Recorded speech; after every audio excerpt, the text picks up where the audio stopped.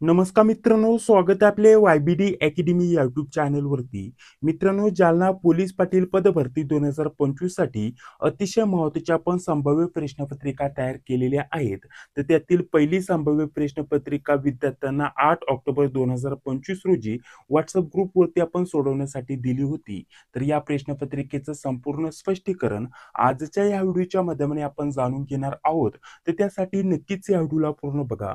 मित्रांनो, या प्रश्नपत्रिकेमध्ये पोलीस पाटलाच्या अभ्यासक्रमानुसार सर्व विषयांचे प्रश्न मी तिथे ऍड केलेले आहेत, जेणेकरून तुम्हाला एक अंदाज येऊन जाईल की कशा प्रकारचे प्रश्न विचारले जातात, कोणती लेवल असते, कोणते महत्त्वाचे टॉपिक असतात, त्याच्यावरती वारंवार प्रश्न विचारले जातात.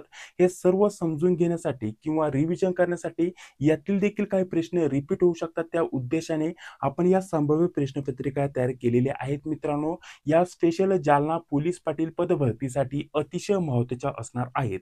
याच्यामध्ये जिल्ह्याची माहिती, याच्या व्यतिरिक्त पोलीस पाटलाचे अधिकार, कर्तव्य व माहिती, याच्या व्यतिरिक्त जर म्हटलं तर जे पण विषय आहेत याच्यामध्ये मराठी, इंग्रजी, गणित, बुद्धिमत्ता, चालू घडामोडी, जीके ह्या सर्व विषयांचा आपण समावेश केलेला आहे. जिल्ह्यांची माहिती ही देखील आपण यामध्ये ऍड केलेली आहे. तर त्यानुसार अशा प्रकारची आपण संभाव्य प्रश्नपत्रिका विद्यार्थ्यांना सोडवण्यासाठी देत आहोत. तर त्याच्याबद्दल थोडक्यात माहिती देऊन घेतो. त्यानंतर संपूर्ण ही जी प्रश्नपत्रिका आहे याच्यामध्ये जर म्हटलं तर आपण टोटल 80 प्रश्न 80 गुणांसाठी ठेवलेले होते, काय महत्त्वाच्या सूचना वगैरे, आणि इथून लगेच खाली प्रश्न सुरू होतात. तर ते सर्व प्रश्न आपण या व्हिडिओच्या माध्यमाने सोडून घेणार आहोत. त्या अगोदर तुम्हाला अशाच प्रकारच्या संभाव्य प्रश्नपत्रिका पाहिजे असतील तर त्या कुठून भेटतील किंवा नोट्स कुठून भेटतील याच्याबद्दल थोडक्यात माहिती तुम्हाला देतो. तर बघा मित्रांनो, स्पेशल जालना पोलीस पाटील पदभरती 2025 साठी आपण या संभाव्य प्रश्नपत्रिका तयार करून देत आहोत. यामध्ये रोज तुम्हाला टेस्ट सोडवण्यासाठी दिले जातात, म्हणजे संपूर्ण प्रश्नपत्रिका सोडवण्यासाठी दिली जाते आणि त्याचं संपूर्ण स्पष्टीकरण लगेच तुम्हाला व्हॉट्सअप ग्रुपवरती दिलं जातं. आतापर्यंत 3-4 संभाव्य प्रश्नपत्रिका आपल्या ऑलरेडी झालेल्या आहेत, ज्या की तुम्हाला लगेच भेटून जातील जर तुम्ही ह्या घेतल्या तर. आणि उद्या देखील तुम्हाला काही संभाव्य प्रश्नपत्रिका सोडवण्यासाठी भेटून जातील, जेणेकरून तुमची जास्तीत जास्त प्रॅक्टिस इथं होणार आहे. मित्रांनो, जर तुम्हाला जॉईन व्हायचं असेल तर तुम्ही कसं होऊ शकता याच्याबद्दल थोडक्यात माहिती देऊन घेतो. मित्रांनो, तर बघा, जॉईन होण्यासाठी तुम्हाला काय करायचं आहे, तर या नंबरवरती पेमेंट करायचं आहे. नंबर बघा, 96 65 18 17 69. ठीक आहे. तर या नंबरवरती तुम्हाला फोन पे, गुगल पे किंवा पेटीएमच्या माध्यमाने पेमेंट करायचं आहे. आणि तुम्हाला या नंबरवरती व्हॉट्सअपवरती स्क्रीनशॉट पाठवायचा आहे. 91 39 64 31 99. ठीक आहे. स्क्रीनशॉट पाठवल्यानंतर झालेल्या 3-4 संभाव्य प्रश्नपत्रिका लगेच तुम्हाला भेटून जातील, ज्याचं स्वरूप किंवा डेमो तुम्हाला लगेच इथं बघण्यासाठी भेटणार आहे, कारण ही पहिली संभाव्य प्रश्नपत्रिका जी आहे ती आपण या व्हिडिओच्या माध्यमाने सोडून घेणार आहोत. ठीक आहे. तर डेमो तुम्हाला भेटून जाईल. संपूर्ण स्पष्टीकरण कसं आपण देतोय ते तुम्हाला लगेच समजून येईल. जर तुम्हाला पाहिजे असेल तर या नंबरवरती पेमेंट करायचं, या नंबरवरती व्हॉट्सअपवरती स्क्रीनशॉट पाठवायचा आहे. पेमेंट ठेवलेलं आहे आपण ₹139. याच्यामध्ये तुम्हाला रोज प्रश्नपत्रिका सोडवण्यासाठी दिल्या जातात. मित्रांनो, ठीक आहे. आता यामध्ये जर म्हटलं तर जालनाचे पेपर जर म्हटले तर आपले 12 तारखेला पेपर आहे. मित्रांनो, ठीक आहे. तर 12 तारखेपर्यंत तुम्हाला रोज 1-2 प्रश्नपत्रिका इथं नवनवीन सोडवण्यासाठी दिल्या जातील. इथून मागे जेवढ्या झाल्या त्या लगेच भेटतील. आणि इथून पुढे जे आपण होणार आहे तर त्याच्यासाठी एक व्हॉट्सअप ग्रुप बनवलाय. त्या ग्रुपला तुम्हाला तिथे जॉईन केलं जातं आणि तिथे आपल्याला रोज नवनवीन प्रश्नपत्रिका 1-2 सोडवण्यासाठी तिथं उपलब्ध करून दिले जातात. तर अशा प्रकारचं आपण हे सर्व केलेलं आहे. तुम्ही हा QR कोड स्कॅन करून देखील पेमेंट करू शकता आणि स्क्रीनशॉट या नंबरवरती पाठवू शकता. तरी देखील तुम्हाला सर्व संभाव्य प्रश्नपत्रिका ज्या आपण तयार केलेल्या आहेत ते तुम्हाला सेंड केले जातील. याच्या व्यतिरिक्त आपण जर म्हटलं तर पोलीस पाटलाच्या सर्व विषयानुसार नोट्स देखील देतोय. याच्यामध्ये जर म्हटलं तर बघा, स्पेशल पोलीस पाटील पदभरती 2025-26 साठी आपण या नोट्स देतोय. याच्यामध्ये नोट्स प्लस मागील प्रश्नपत्रिका असणार आहेत. मित्रांनो, याच्यामध्ये पोलीस पाटलाचे अधिकार, कर्तव्य व अधिनियम, जिल्ह्याची सेपरेट माहिती काढली, 25 प्लस मागील झालेल्या पोलीस पाटलाच्या प्रश्नपत्रिका, मराठी, इंग्रजी, गणित, बुद्धिमत्ता, चालू घडामोडी, IMP, जीके या सर्व नोट्स आपण देतोय. यांची एकत्रित किंमत ठेवली होती आपण ₹199. जर पाहिजे असेल तर याच नंबरवरती पेमेंट करून याच नंबरवरती स्क्रीनशॉट पाठवायचा. त्यानंतर 5-10 मिनिटांमध्ये तुम्हाला व्हॉट्सअपवरती PDF स्वरूपामध्ये व्हॉट्सअपवरती या सर्व नोट्स सेंड केल्या जातील. आता बघा, काही विद्यार्थ्यांचा असं देखील प्रश्न येतील की आम्हाला फक्त यामध्ये या नोट्स पण पाहिजे आहे आणि संभाव्य प्रश्नपत्रिका देखील पाहिजे आहे. तर तुम्हाला काय करायचं ते देखील सांगतो. त्याचं सर्वांचं एकत्रित मिळून आपण आता ठेवलेलं आहे फक्त ₹219 पेमेंट. ठीक आहे. जर तुम्हाला नोट्स प्लस संभाव्य प्रश्नपत्रिका दोन्ही पाहिजे असतील तर 219चं पेमेंट ठेवलेलं आहे मित्रांनो. हा QR कोड स्कॅन करायचा, पेमेंट करायचं ₹219. ठीक आहे. ₹219 पेमेंट केल्यानंतर तुम्हाला या नंबरवरती WhatsAppवरती स्क्रीनशॉट पाठवायचा. नंबर इथे देखील देतो 91 39 64 31 99. ठीक आहे. हा QR कोड स्कॅन करायचा किंवा याच नंबरवरती पेमेंट केलं किंवा आधीच्या नंबरवरती पेमेंट केलं तरी चालेल. फक्त स्क्रीनशॉट पाठवताना याच नंबरवरती स्क्रीनशॉट पाठवा, ही गोष्ट लक्षात ठेवा. पेमेंट कोणत्याही नंबरवरती करू शकता. 2-3 नंबर दिले तर आपल्याला हा नंबर दिलाय, हा नंबर दिलाय, QR कोड दिलाय, कुठेही पेमेंट करा, फक्त स्क्रीनशॉट या नंबरवरती पाठवा. तुम्हाला सांगितलं फक्त तुम्हाला जर टेस्ट पाहिजे असतील, संभाव्य प्रश्नपत्रिका किंमत ठेवलेले 129. बाकी जर म्हटलं तर बघा, या नोट्स पाहिजे असेल तर किंमत ठेवलेले 199 आणि दोन्ही एकत्रित पाहिजे असेल तर 219. ठीक आहे. जर आपण जॉईन केलं नसेल तर लवकर व्हा. संभाव्य प्रश्नपत्रिका अतिशय महत्त्वाच्या असणार आहे. तर बघा, जवळपास जर म्हटलं तर 4 ते 5 मिनिटं आपण आपल्या प्रश्नपत्रिकेबद्दल आणि नोट्सबद्दलच माहिती दिली, जी की तुमच्यासाठी खूपच महत्त्वाची आहे त्यामुळे. ठीक आहे. तर चला आता संपूर्ण प्रश्नपत्रिका सोडून घेऊयात. आता आपण डायरेक्टली कुठेही इथं गॅप घेणार नाहीये. संपूर्ण प्रश्नपत्रिकेचं स्वरूप जाणून घेणार आहोत. तर बघा, आपण ज्या प्रश्नपत्रिका देतो तर या सर्व PDF स्वरूपामध्ये अशाच तुम्हाला भेटतात. जसं की ही प्रश्नपत्रिका सोडून घेत आहोत. याच्यामध्ये जर म्हटलं तर सर्वप्रथम जे असतात मित्रांनो, सर्वप्रथम जर म्हटलं तर सर्व प्रश्न असतात. जेणेकरून तुम्ही प्रिंट घेतल्यानंतर हे जे सर्व प्रश्न आहेत ते तुम्ही सोडू शकता, स्वतः सोडू शकता. त्यानंतर सोडवल्यानंतर बघा, सोडवण्यासाठी आपण इथं जर म्हटलं तर याच PDF मध्ये जर म्हटलं तर सोडवण्यासाठी एक्स्ट्रा आपल्याला जे हे बघा, ही शीट देखील इथे जोडलेली आहे. पहिला प्रश्न बरोबर असला तर असं गोल करायचा. त्यानंतर दुसरा प्रश्न, ही आपल्याला पूर्ण सोडून घ्यायची. ठीक आहे. या प्रश्नपत्रिका आपण त्याच हेतूने देतो. डायरेक्टली पेपरचं स्वरूप तुम्हाला समजून यायला पाहिजे. ठीक आहे. तर जो पण प्रश्न बरोबर असेल त्याला आपल्याला गोल करायचं. टोटल जर म्हटलं तर आपले जे 80 प्रश्न आहेत ते 80 प्रश्न सगळे सोडून घ्यायचे प्रिंट काढून. आणि हे झाल्यानंतर काय करायचं, खाली आपल्याला स्पष्टीकरण दिलेलं आहे. मग आपल्याला चेक करायचं नक्की आपले किती प्रश्न बरोबर आलेले आहेत. तर याच स्वरूपामध्ये आपण या संभाव्य प्रश्नपत्रिका देत असतो. आतापर्यंत 3-4 झाल्यात. उद्या पण भेटतील, परवा पण भेटतील मित्रांनो. त्या पेमेंटमध्येच एकदाच पेमेंट ठेवलेलं आहे. वारंवार पेमेंट तुमच्याकडून घेतलं जाणार नाही. ठीक आहे. तर चला आता संपूर्ण स्पष्टीकरण आपण जाणून घेऊयात. तर बघा, पहिला प्रश्न आपल्याला काय दिलेला आहे, जालना जिल्हा कोणत्या विभागात येतो? तर पर्याय दिलेले आहेत पुणे, औरंगाबाद, नागपूर व नाशिक. तर आपल्या या प्रश्नाचं योग्य उत्तर असणार आहे ऑप्शन क्रमांक ब म्हणजेच औरंगाबाद. मित्रांनो, जालना जिल्हा मराठवाडा विभागात आहे, जो की औरंगाबाद प्रशासकीय विभागामध्ये येतो. हे आपल्यासाठी महत्वाचं असणार आहे. पुढे इतर माहिती देखील आपल्याला पोलीस पाटील या पदभरतीसाठी महत्वाची असते. जसं की पुणे आपल्याला दिलेलं आहे. तर पुणे जर म्हटलं तर पश्चिम महाराष्ट्र विभागामध्ये येतो. त्यानंतर नागपूर जर म्हटलं तर विदर्भ विभागामध्ये आणि नाशिक जर म्हटलं तर उत्तर महाराष्ट्र विभागामध्ये येतं. हे देखील आपल्याला माहिती इथं असणं गरजेचं असणार आहे. पुढे जर म्हटलं तर 2 नंबरचा प्रश्न बघा काय दिलेला आहे, जालना जिल्ह्याची स्थापना कोणत्या वर्षी झाली? तर आपल्याला वेगवेगळ्या पुस्तकामध्ये याचं वेगळं उत्तर दिलेलं आहे. परंतु ऑफिशियल वेबसाईट जी जालन्याची गव्हर्नमेंटची वेबसाईट आहे त्यावरील आपल्याला हे उत्तर मी सांगणार आहे. तर इथे पर्याय दिलेले आहेत 1970, 1981, 1985, 1990. तर 1981 म्हणजेच ऑप्शन क्रमांक ब हे आपल्या प्रश्नाचं इथे योग्य उत्तर असणार आहे. मित्रांनो, जालना जिल्ह्याची स्थापना 1 मे 1981 रोजी करण्यात आली होती. आणि यामध्ये असा देखील प्रश्न आपल्याला विचारला जाऊ शकतो की जालना जिल्हा कोणत्या जिल्ह्यातून वेगळा झालेला आहे मित्रांनो?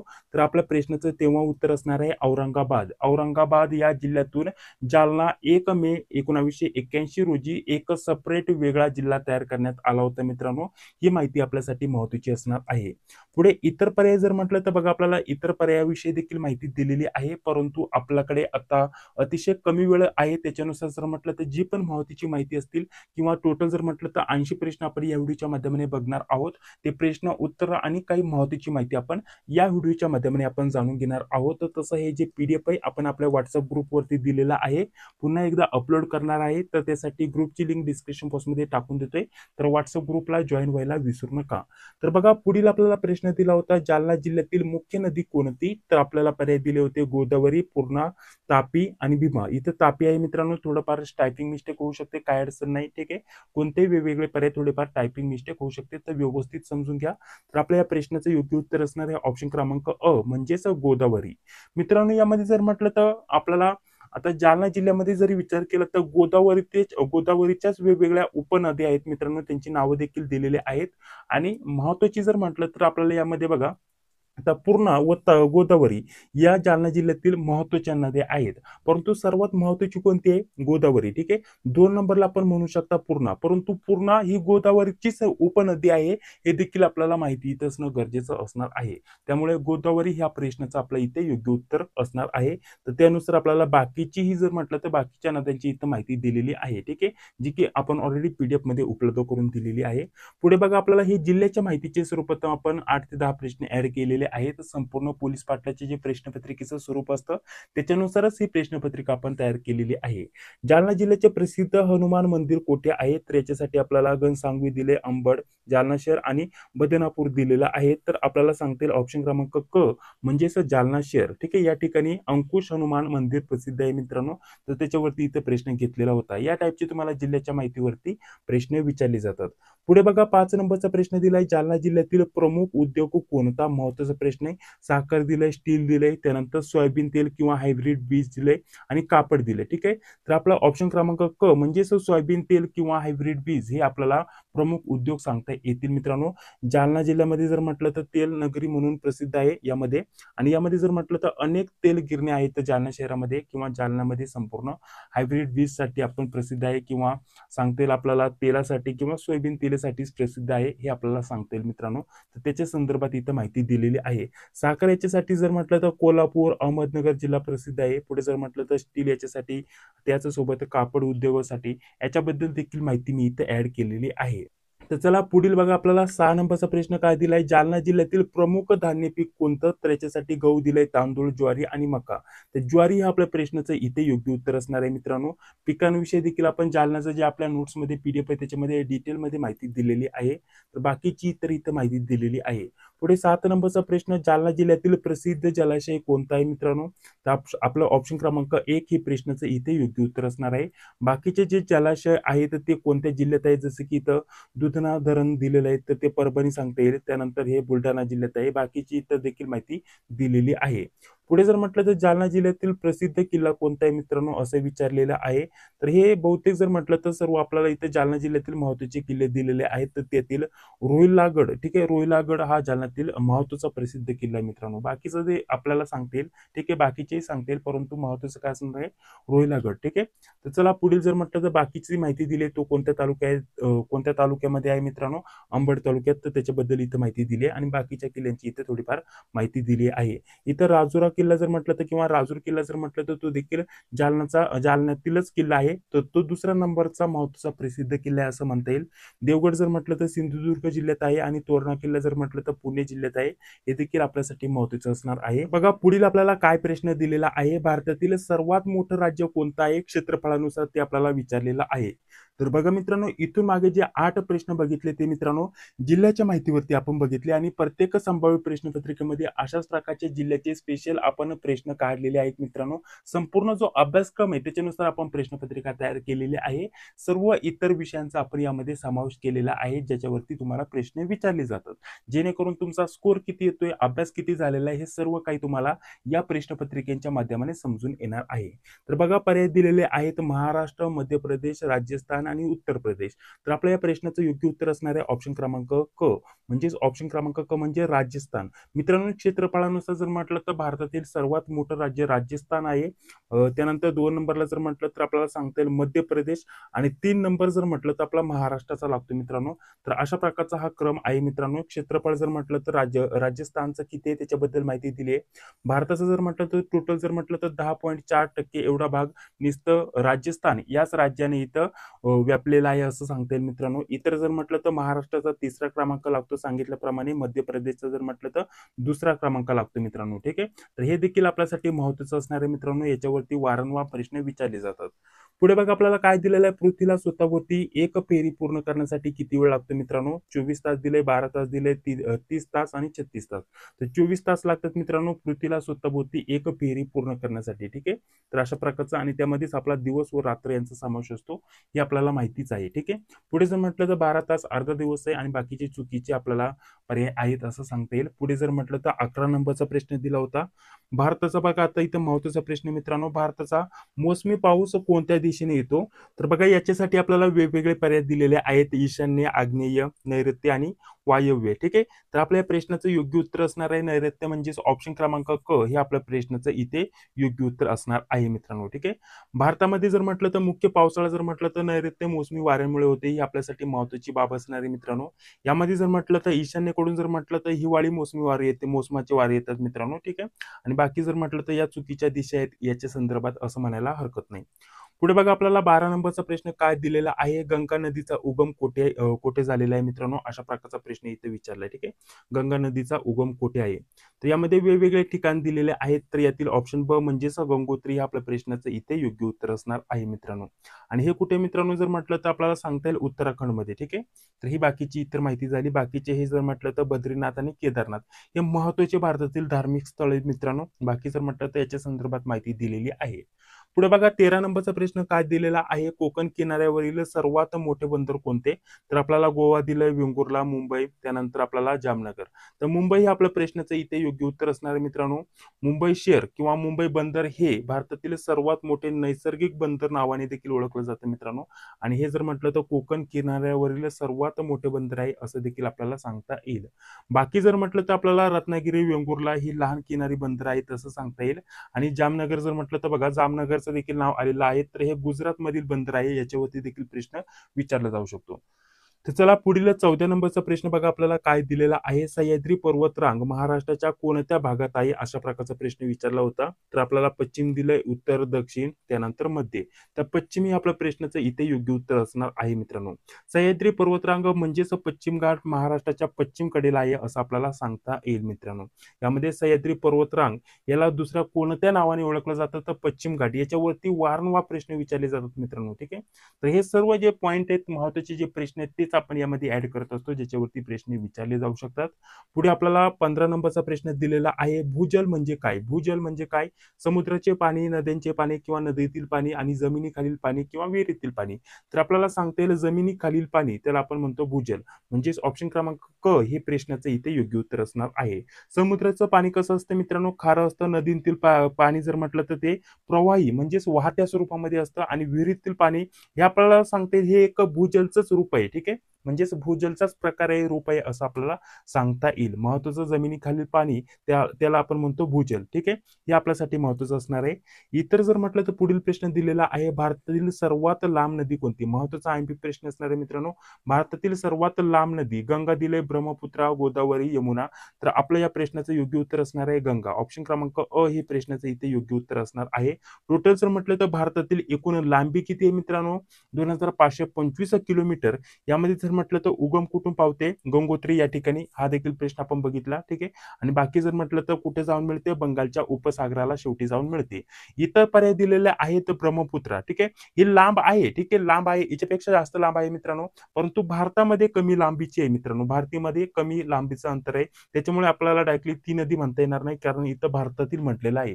तर भारतातील गंगा आहे हे आपल्याला महत्वाचं असणार आहे. गोदावरी जर म्हटलं तर दक्षिण भारतातील सर्वात लांब नदी आहे मित्रांनो. बाकी जर म्हटलं तर गंगेची उपनदी यमुना आहे, हे देखील आपल्याला माहिती असणं गरजेचं असणार आहे. तर चला पुढील बघा 17 नंबरचा आपल्याला प्रश्न काय दिलेला आहे, सपाट पठार हा कोणत्या प्रदेशाचा आपल्याला इथे म्हटलेला सपाट पठार हा कोणत्या प्रकारचा प्रदेश आहे? ठीक आहे, तर अशा प्रकारचा प्रश्न विचारला, म्हणजे प्रदेशावरती थोडक्यात प्रश्न विचारलेला आहे मित्रांनो. तर इथं आपल्याला सपाट आणि उंच, त्यानंतर वेगवेगळे पर्याय दिलेले आहेत. तर सपाट आणि उंच अशा प्रकारचा हा प्रदेश आहे असं म्हणायला हरकत नाही मित्रांनो.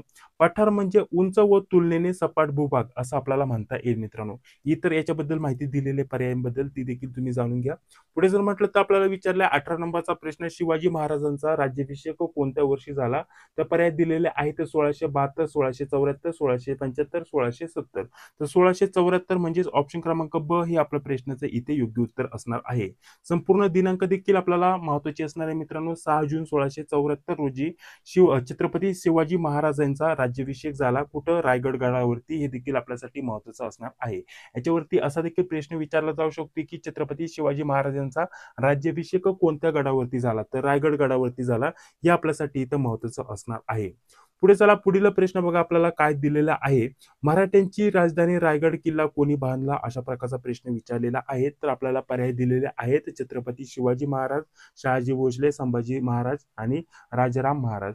तर छत्रपती शिवाजी महाराज हे आपल्या प्रश्नाचं इथे योग्य उत्तर असणार आहे. ऑप्शन क्रमांक अ हे प्रश्नाचं इथे योग्य उत्तर असणार आहे.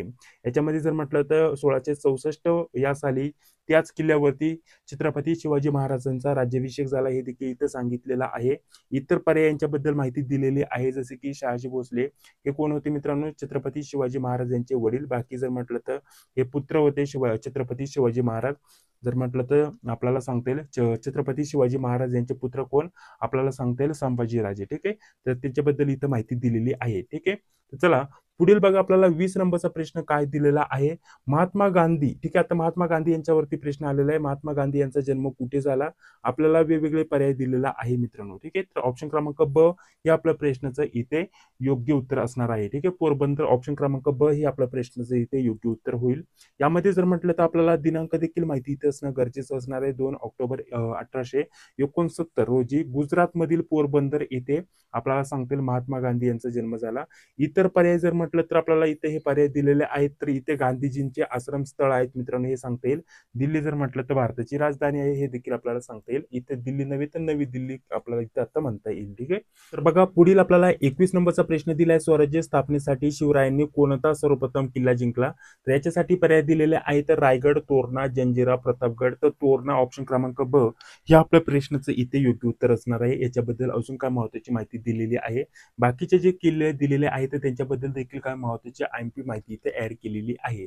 पुढील बघा आपल्याला 22 नंबरचा प्रश्न काय दिलेला आहे. पहिली स्वातंत्र्य लढाई कोणत्या वर्षी झाली? पर्याय दिलेले आहेत. 1857, त्यानंतर 1905, 1919, 1942. तर 1857 म्हणजेच ऑप्शन क्रमांक अ ही प्रश्नाचं इथे योग्य उत्तर असणार आहे. याच्याबद्दल थोडीफार अजून महत्वाची माहिती दिलेली आहे.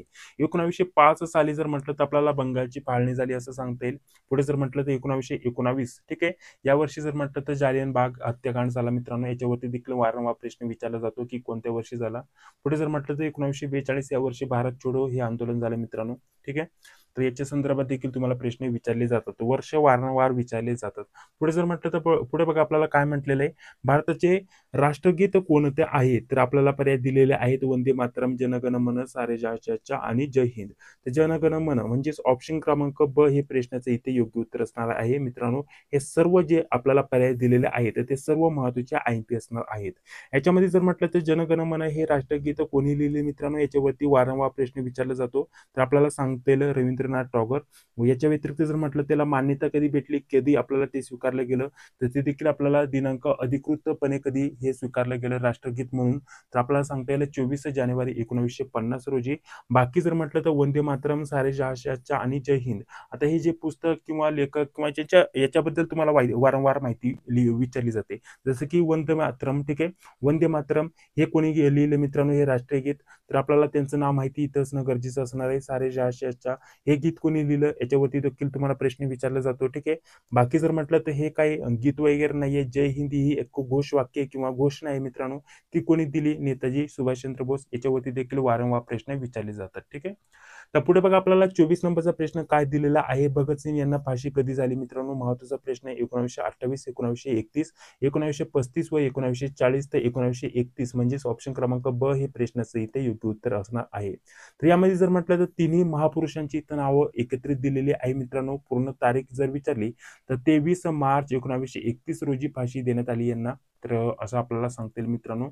त्यानंतर पुढे जर म्हटलं तर पुढे बघा आपल्याला 1928 दिलेले मित्रांनो. तर तेव्हा कोणाचा मृत्यू झाला, अन्य घटना केव्हा झाल्या, याच्याबद्दल थोडीफार इथं माहिती दिलेली आहे. ठीक आहे, तर बघा पुढील आपल्याला 25 नंबरचा प्रश्न काय दिलेला आहे मित्रांनो, बघा दिल्ली सल्तनतचा आपल्याला जो शेवटचा शासक होता याच्यावरती प्रश्न विचारला मित्रांनो. याच्यामध्ये जर आपल्याला सांगता शेवटचा शासक कोणता होता, इब्राहिम लोधी. ठीक आहे, म्हणजेच ऑप्शन क्रमांक अ हे प्रश्नाचं इथे योग्य उत्तर असणार आहे. बाकी जर म्हटलं तर कोणत्या लढाईत शेवटचा त्याचा इथं अंत झाला याच्याबद्दल माहिती ही देखील आपल्यासाठी महत्वाची असते. जे पण महत्वाचे मुद्दे आहेत ते आपण आपल्या संभाव्य प्रश्नपत्रिकेमध्ये ऑलरेडी ऍड केलेले आहेत. बघा पुढील आपल्याला प्रश्न दिलेला आहे, छत्रपती शिवाजी महाराजांनी अफजल खानचा वध कोठे केला. महत्वाचा प्रश्न मित्रांनो, याच्यावरती वारंवार प्रश्न विचारले जातात, त्याच्यामुळे अशाच प्रकारचे आयएमपी प्रश्न आपण संभाव्य प्रश्नपत्रिकेमध्ये ऍड केलेले आहेत. रायगड दिले, प्रतापगड, तोरणा, त्यानंतर सिंहगड. तर प्रतापगड ऑप्शन क्रमांक ब हे प्रश्नाचं इथे योग्य उत्तर असणार आहे.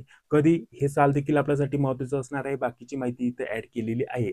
पुढे जर म्हटलं तर रायगड, तोरणा, सिंहगड या किल्ल्यांबद्दल इथे थोडीफार महत्वाची माहिती दिलेली आहे. पुढे 27 नंबरचा प्रश्न, भारताचे संविधान कधी लागू झाले. महत्वाचा आयएमपी प्रश्न असणार आहे मित्रांनो. संपूर्ण दिनांकच तुमच्यासाठी महत्वाचे असणार आहे. तर आपल्या या प्रश्नाचं योग्य उत्तर असणार आहे 26 जानेवारी 1950. ही गोष्ट लक्षात घ्या. 1949 नव्हे तर 1950 ही आपल्याला महत्वाची गोष्ट लक्षात ठेवायची आहे मित्रांनो. ठीक आहे, तर संविधान जर म्हटलं तर भारताचे संविधान 26 जानेवारी 1950 रोजी ठीक आहे भारतात यामध्ये लागू झालं मित्रांनो, असं सांगता येईल. आता यामध्ये जर म्हटलं तर 15 ऑगस्ट 1947 दिले तर आपल्याला सांगता येईल हा स्वातंत्र्य दिन आहे. ठीक आहे, पुढे जर म्हटलं तर 26 नोव्हेंबर 1949 दिले मित्रांनो, तर आपल्याला सांगता येईल तेव्हाच जर म्हटलं तर नोव्हेंबर दिले. ठीक आहे, आता 26 नोव्हेंबर, आता हे ऑलरेडी आधीच तयार करण्यात आलं होतं. स्वीकृती कधी झाली, त्यानंतर लागू कधी करण्यात आलं, अशा प्रकारचे वेगवेगळे प्रश्न विचारले जातात. तर त्यामुळे इथे लागू कधी झालं असं विचारलंय तर आपल्याला 26 जानेवारी 1950 हे आपल्याला लक्षात ठेवायचं. ठीक आहे, पुढे जर म्हटलं तर बघा 28 नंबरचा प्रश्न काय दिलेला आहे, लोकसभा सदस्यांची निवड किती वर्षांसाठी केली जाते. आपल्याला 3, 4, 5, 6 दिले तर 5 हे आपल्या प्रश्नाचं इथे योग्य उत्तर असणार आहे. बाकीची थोडीफार महत्वाची माहिती दिली आहे. पुढे बघा आपल्याला पुढे काय दिलेलं आहे, राज्यपालाची नियुक्ती कोण करतो. महत्वाचा प्रश्न आहे, तर राष्ट्रपती आपल्या प्रश्नाचं इथे योग्य उत्तर असणार आहे. बाकीची थोडीफार माहिती दिलेली आहे. पुढे आपल्याला म्हटलेलं आहे संविधानाचे जनक म्हणून कोणाला ओळखले जाते. महत्वाचा प्रश्न आहे, तर डॉक्टर बाबासाहेब आंबेडकर यांना ओळखलं जातं.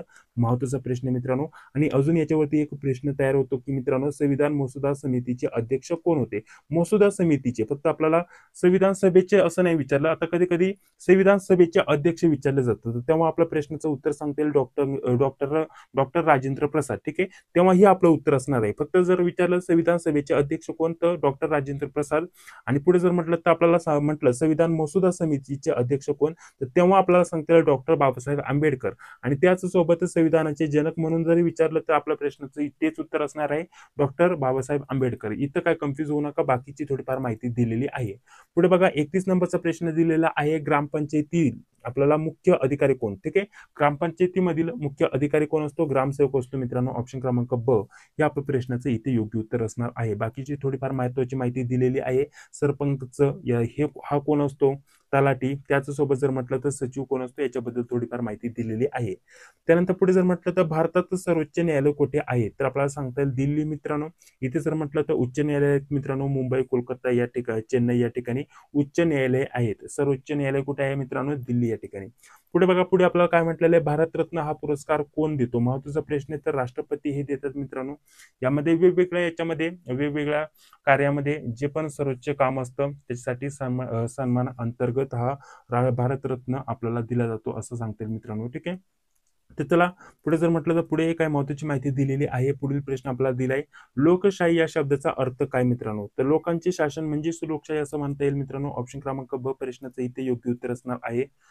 तर पुढे बघा पुढील प्रश्न दिलेला आहे, पाण्याचे रासायनिक सूत्र काय आहे, तर आपल्याला सांगता येईल H2O. ठीक आहे, हे पाण्याचं रासायनिक सूत्र आहे मित्रांनो. याच्यावरती देखील प्रश्न विचारला जाऊ शकतो. CO2. ठीक आहे, CO2 हे कशाचे रासायनिक सूत्र आहे मित्रांनो, कार्बन डायऑक्साईड. ठीक आहे, पुढे ऑक्सिजनचं सूत्र काय मित्रांनो, ऑक्सिजनचं सूत्र देखील आपल्याला रासायनिक सूत्र काय असा प्रश्न विचारला जाऊ शकतो, तर O2. ठीक आहे, O2 असं आपल्याला सांगता येईल. पुढे जर म्हटलं तर हे मीठाचं सूत्र आहे. तर चला पुढील प्रश्न बघा काय दिलेला आहे, सूर्याजवळचा सर्वात ठीक आहे सूर्याचा नाही तर किंवा आपल्याला असं देखील प्रश्न विचारला जाऊ शकतो की सूर्यमालिकेतील, ठीक आहे सूर्यमालामधील असा देखील प्रश्न विचारला जाऊ शकतो, सूर्यमालामधील सर्वात जवळचा ग्रह कोणता. तर तेच आपल्याला प्रश्न विचारला मित्रांनो, सूर्याजवळील सर्वात जवळचा जो ग्रह कोणता आहे ते आपल्याला विचारलंय. तर बुध हे आपल्या प्रश्नाचं इथे योग्य उत्तर असणार आहे मित्रांनो. बाकीची थोडीफार माहिती दिलेली आहे. बाकीचं जर म्हटलं तर पुढे आहेत, पहिला बुध आहे आणि सूर्यमालावरती वारंवार प्रश्न विचारले जातात. त्यानंतर पुढे बघा आपल्याला म्हटलेलं आहे विद्युत प्रवाह मोजण्यासाठी कोणते साधन वापरतात. तर विद्युत प्रवाह मोजण्यासाठी इथं काय वापरतात मित्रांनो, ॲमीटर. म्हणजेच ऑप्शन क्रमांक ब हे प्रश्नाचं इथे योग्य उत्तर असणार आहे. थर्मामीटर जर म्हटलं तर तापमान किंवा उष्णता, ठीक आहे, उष्णता, तापमान किंवा उष्णता मोजण्यासाठी वापरतात. त्यानंतर व्होल्टमीटर जर म्हटलं तर विद्युत दाबासाठी वापरतात व्होल्टमीटर. त्यानंतर वायुमीटर जर म्हटलं तर वायू मोजण्यासाठी वापरतात. ठीक आहे. पुढे बघा आपल्याला म्हटलेलं आहे मानवी हृदयाचे मुख्य कार्य कोणते. तर आपल्याला सांगतेलं रक्तभिसरण करणे हे हृदयाचं मुख्य कारण आहे मित्रांनो, किंवा कार्य आहे, सॉरी. मानवी हृदयाचे मुख्य कार्य कोणतं, तर आपल्याला सांगतेलं रक्तभिसरण करणे. बाकी जर म्हटलं तर बाकी जे पर्याय दिलेलं आहे त्यांचं कार्य काय ते देखील मी इथे सांगितलेलं आहे. तर चला पुढील प्रश्न बघा आपल्याला काय दिलेलं आहे. बॅक्टेरिया कोणत्या प्रकारचे जीव आहेत मित्रांनो, सूक्ष्म, मोठे, निर्जीव आणि जलीय. तर सूक्ष्म जीव आहेत मित्रांनो, ते आपल्याला सांगता इथं आलं पाहिजे. ठीक आहे. बाकी जर म्हटलं तर बाकीची माहिती दिलेली आहे. पुढे म्हटलेलं बघा गणित बुद्धिमत्ताचे इथून प्रश्न सुरू झाले मित्रांनो, गणित व बुद्धिमत्ता. तर बघा 25% म्हणजे भिन्न रूपात काय असेल. आता 25% म्हणजे जसं की आपण म्हणू शकतो 100% 25% असं आपण म्हणू शकतो, किंवा असं देखील आपण म्हणू शकतो 100 पैकी, ठीक आहे, 25% असं. ठीक आहे. तर आपल्याला सांगता येईल 100चा चौथा भाग आहे. ठीक आहे. 100चा चौथा भाग आहे, म्हणजेच ऑप्शन क्रमांक अ हे प्रश्नाचं इथे योग्य उत्तर असणार आहे, असं आपण इथं म्हणू शकतो. त्यानंतर पुढे जर म्हटलं तर गुणाकार विचारला मित्रांनो, 15 × 12 दिलेला आहे, तर 180 हे प्रश्नाचं इथे योग्य उत्तर असणार आहे. पुढे चला, पुढे जर म्हटलं तर पुढे बघा आपल्याला काय म्हटलेलं आहे. एका वस्तूवरती 20% नफा झाला. ठीक आहे. एका वस्तूवरती 20% नफा झाला, तर आपल्याला काय म्हटलेलं आहे बघा, तर विक्री किंमत काय असेल. ठीक आहे. आपल्याला पर्सेंटेज जर म्हटलं तर खरेदी किंमत जरी इथं दिली नसेल तरी काढता येतं, परंतु खरेदी किंमत इथं साधा आणि सोपं समजण्यासाठी इथं 100 रुपये खरेदी किंमत धरून म्हटलेलं आहे. जसे की 100 रुपयाची वस्तू आहे त्याच्यावरती 20% म्हणजे 20 रुपये नफा झाला, तर टोटल होतात 120. तर हे प्रश्नाचं आपलं इथे योग्य उत्तर असणार आहे. चला पुढील प्रश्न बघा. पुढील आपल्याला म्हटलेलं आहे पुढील संख्या कोणती येईल. अक्षरमालावरील हा प्रश्न आहे मित्रांनो. तर यामध्ये जर म्हटलं तर 12 दिलंय, 24 दिलंय, 36 दिलंय आणि 48 दिलेला आहे. तर हा पूर्ण 12चा पाढा होतो मित्रांनो. 12 इथं जर म्हटलं तर 12 × 12 = 24, 12 × 36, 12 × 48, 12 × 5 = 60. म्हणजेच ऑप्शन क्रमांक क हे प्रश्नाचं इथे योग्य उत्तर असणार आहे. पुढे आपल्याला म्हटलेलं आहे एका संख्येचे एकास 3 एवढा भाग 12 असेल तर ती पूर्ण संख्या कोणती. ठीक आहे. तर आपल्याला एकाच 3 जर म्हटलं तर 12 असेल तर ती पूर्ण संख्या विचारली, तर डायरेक्टली गुणाकार सरळ सरळ केला तर येईल 12×36. ठीक आहे. 12×36 म्हणजे ऑप्शन क्रमांक ब हे प्रश्नाचं इथे योग्य उत्तर असणार आहे. इथे देखील पुढील संख्या आपल्याला ओळखायला सांगितलेली आहे 2, 4. त्यानंतर 8 दिले, 8 दुने 16, 16 दुने 32, म्हणजे 32 आपल्याला डायरेक्टली गुणाकार इथं दुप्पट दुप्पट चाललेला आहे, तर 32 हे प्रश्नाचं आपलं इथं योग्य उत्तर असणार आहे. वर्तुळाचा परिघ, ठीक आहे, वर्तुळाचा परिघचं सूत्र विचारलं मित्रांनो, 2πr हे आपल्या प्रश्नाचं इथे योग्य उत्तर असणार आहे मित्रांनो. ठीक आहे. चला पुढे जर म्हटलं तर बाकीचे पर्याय यांच्याबद्दल माहिती दिलेली आहे. जसं की इथं जर म्हटलं तर 2πr वर्ग दिले, तर हे क्षेत्रफळाचे सूत्र आहे मित्रांनो. ठीक आहे. पुढे जर म्हटलं तर हे चुकीचे पर्याय दिलेत बाकीचे. चला पुढील प्रश्न आपल्याला बघा. 47 नंबरचा प्रश्न काय दिलेला आहे. 2 तासाचं 100 किलोमीटर अंतर एवढं कापलं जातं. ठीक आहे. कापलं जातं. तर आपल्याला वेग किती येते आपल्याला विचारले. तर 2 तास साहजिकच याच्यामध्ये 100 किलोमीटर अंतर कापायला 2 तास लागतात. 2 तास म्हणजे जर म्हटलं तर 120 मिनिटे. तेवढं जर म्हटलं तर 120 मिनिटामध्ये 100 किलोमीटर अंतर कापलं जातं. तर याच्यामध्ये आपल्याला वेग विचारलाय. म्हणजे 2 तासामध्ये 100 किलोमीटर. तर आपल्याला सांगता येईल 1 तासामध्ये 50 किलोमीटर. तर आपल्याला सांगता येईल मग 1 तासाला जर म्हटलं तर आपल्याला सांगता येईल 50 किलोमीटर अंतर कापलं जातं. तर वेग किती आहे? 50 तास किलोमीटर पर आवर असा वेग आहे असं आपल्याला सांगता येईल. म्हणजे ऑप्शन क्रमांक अ हे प्रश्नाचं इथे योग्य उत्तर असणार आहे. पुढील बघा. पुढील आपल्याला एकूण चेंडू विचारले होते. सोपे सोपे प्रश्न मी फक्त समजण्यासाठी इथे ऍड केलेले आहेत. जसे जसे आपण प्रश्नपत्रिका सोडवणार तशी तशी प्रश्नपत्रिकेमधील जे प्रश्न आहेत त्यांची लेवल हाय होत जाणार, जेणेकरून आपल्याला थोडक्यात कशा टाईपचे प्रश्न येतात, जास्तीत जास्त सोपे अवघड प्रश्न कसे विचारले जातात हे समजून यावं. ठीक आहे. तर पुढे बघा. पुढे जर म्हटलं तर आपल्याला शब्दक्रमानुसार पुढील शब्द कोणता येईल म्हटलेले सागर, नदी, तलाव दिले. आता सागर म्हटलं तर पूर्ण समुद्र. ठीक आहे. समुद्र जर म्हटलं तर खूप मोठा असतो, त्याच्या बारीक जर म्हटलं तर नदी असते. तलाव आपण म्हणू शकतो. आता तलावापासूनच इथं नदी तयार होते असं देखील आपण म्हणू शकतो तलावातून. आणि याच्यातील सर्वात छोटं जे आहे झरा. ठीक आहे, जसं की झरा पहिल्यांदा पाऊस पडल्यानंतर झरा निघतो, त्यानंतर थोडाफार छोटासा तलाव तयार होतो, तलावापासून तलाव भरून गेल्यानंतर पुढे त्याचं रूपांतर पाण्याचे मोठ्या याच्यामध्ये नदीमध्ये होतं, वाहत जातं आणि नदी कुठे जाऊन मिळते समुद्राला. तर याच्यामुळे आपला सर्वात पुढील कोणता जो क्रम आहे तो पूर्ण करण्यासाठी जरा हा शब्द इथे योग्य बसत आहे. तर चला पुढील प्रश्न पुढे बघा, आपल्याला एक सोडवण्यासाठीच दिलेलं आहे. तर या टाईपचा जर प्रश्न आला तर आपल्याला हे समीकरण सोडवण्यासाठी तर इथे 9 प्लस दिलंय 8 आणि 8चा गुणाकार दिलेला आहे. ठीक आहे, तर असं काय असेल तर पहिल्यांदा कंस सोडवायचं मित्रांनो. कंसामध्ये काय दिलेलं आहे 8 गुणिले 2, तर 9 आहे असं ठेवायचं. 8 गुणिले 2 जर केलं तर आपल्या प्रश्नाचं उत्तर येतं 16 आणि 16 आणि 9 किती होतं तर आपल्या प्रश्नाचं उत्तर येतं 25. 25 हे आपल्या प्रश्नाचं इथे योग्य उत्तर असणार आहे. ठीक आहे, तर चला पुढील बघा आपल्याला काय प्रश्न दिलेला आहे. महत्वाचे IMP प्रश्न आपण बघत आहोत मित्रांनो. पुढे जर म्हटलं तर ही आपल्याला जी अक्षरमालाचं संख्यामालाचं उदाहरण आलेलं आहे मित्रांनो. तर याच्यामध्ये जर म्हटलं तर 1 4 9 16 दिलेलं आहे. तर हे जर म्हटलं तर 1 चा वर्ग 1च येतो असं म्हणायला हरकत नाही. 2 चा वर्ग 4 येतो, त्यानंतर 3 चा वर्ग जर म्हटलं 3 चा वर्ग 9 येतो, त्यानंतर 4 चा वर्ग जर म्हटलं तर 16 येतो. त्याच प्रकारे पुढील संख्या आपल्याला विचारली तर तो येईल 5 चा वर्ग. 5 चा वर्ग किती आहे 25. ठीक आहे, म्हणजे ऑप्शन क्रमांक ब हे प्रश्नाचं इथे योग्य उत्तर असणार आहे. चला पुढील प्रश्न बघा काय म्हटलेलं आहे. जर 5 सफरचंद 50 रुपयाला मिळतात तर आपल्याला 8 सफरचंदांची किंमत काढायला सांगितली. एकदम बेसिक आणि पेपरचं स्वरूप समजून घेण्यासाठी ही प्रश्नपत्रिका आपण तयार केली होती, तर त्याचं उत्तर 80 येणार आहे. पुढे जर म्हटलं तर पुढील आपला प्रश्न विचारला होता संगणकाचा मेंदू कोणता भाग आहे. ठीक आहे, संगणकाचा मेंदू, तर संगणकाचा मेंदू CPU असतो मित्रांनो. ऑप्शन क्रमांक ब हे प्रश्नाचं इथे योग्य उत्तर असणार आहे. त्यानंतर पुढे जर म्हटलं तर रॅम दिलंय, रॉम दिलंय आणि कीबोर्ड दिलंय. ठीक आहे, तर हे आपल्याला सांगतात त्याच्याबद्दल थोडीफार माहिती. त्यानंतर WWW चे पूर्ण रूप काय. ठीक आहे, तर आपल्याला सांगता येईल वर्ल्ड वाईड वेब, म्हणजेच ऑप्शन क्रमांक ब हे प्रश्नाचं इथे योग्य उत्तर असणार आहे. पुढे आपल्याला म्हटलेलं आहे फाईल जतन करण्यासाठी कोणती की वापरतात, तर आपल्याला सर्कल प्लस यस म्हणजे सेव्ह. ठीक आहे, तर ऑप्शन क्रमांक क हे प्रश्नाचं इथे योग्य उत्तर असणार आहे.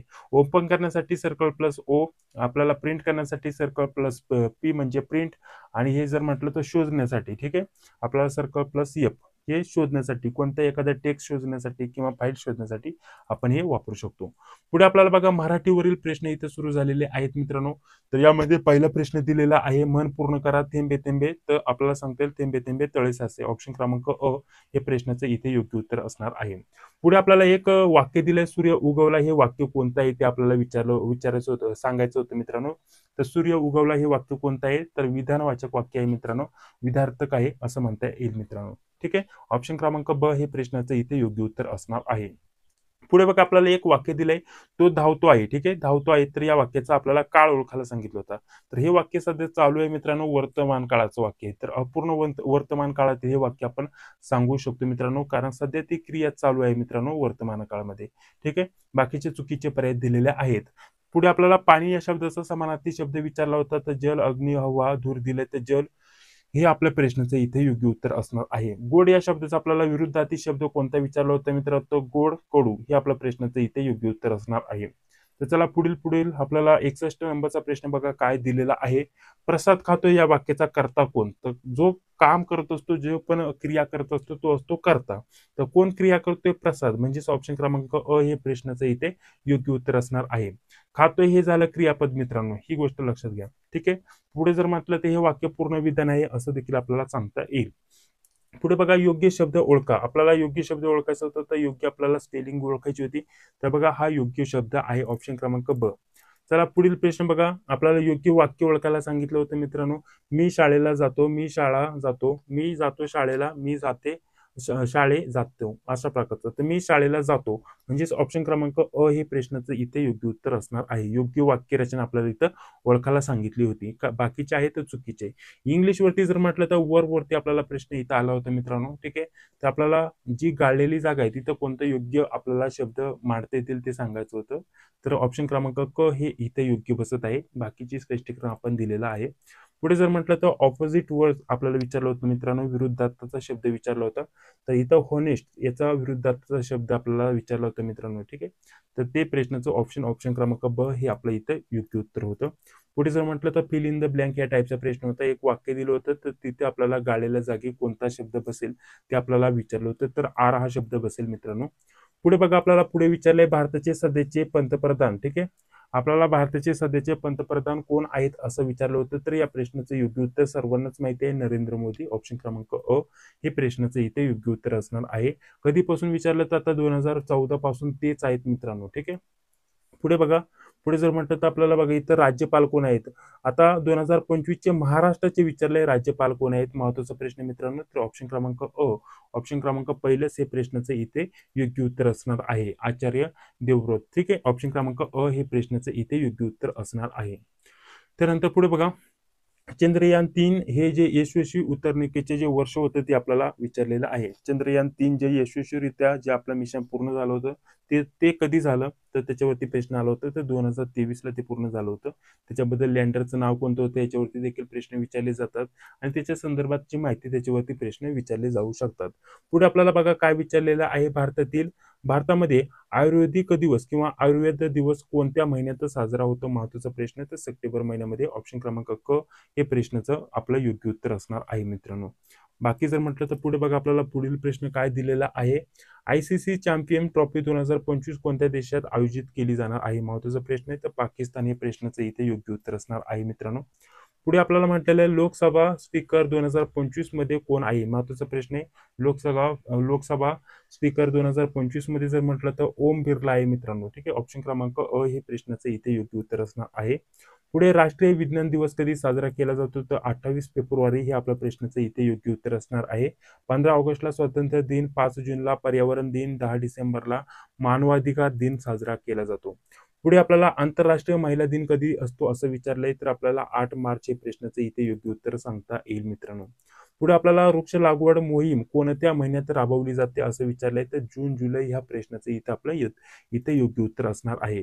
पावसाळ्याच्या प्रारंभाला, ठीक आहे, किंवा प्रारंभी या क्षणी आपल्याला किंवा या कालावधीमध्ये म्हणजेच जून जुलै याच्यामध्ये वृक्ष लागवड केली जाते मित्रांनो. त्यानंतर पुढे बघा, आपल्याला पुढील प्रश्न काय दिलेला आहे, भारताचे मुख्य निवडणूक आयोग 2025 मध्ये कोण आहेत, महत्वाचा प्रश्न आहे. तर राजीव कुमार. मित्रांनो, भारताचे मुख्य निवडणूक आयुक्त, निवडणूक आयोग नव्हे तर निवडणूक आयुक्त 2025 मध्ये कोण आहेत, तर राजीव कुमार हे आपल्या प्रश्नाचं इथे योग्य उत्तर असणार आहे.